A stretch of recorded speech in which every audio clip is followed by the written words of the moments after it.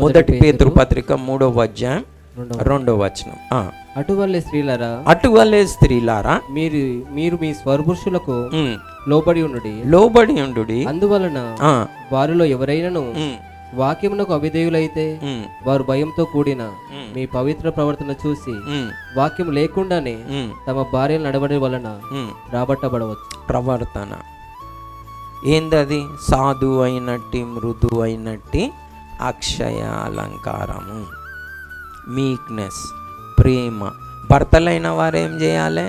మీ భార్యలని ప్రేమించాలి. అది కూడా మనం చేద్దాం, ఎందుకంటే మీకు చాలా ఇంపార్టెంట్.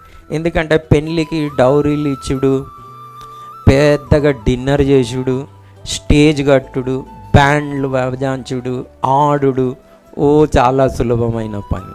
పెళ్ళిని కాపాడుకున్నట్టు అంత సులభమైన పని కాదు. కాబట్టి మీరు నేర్చుకోవాలి.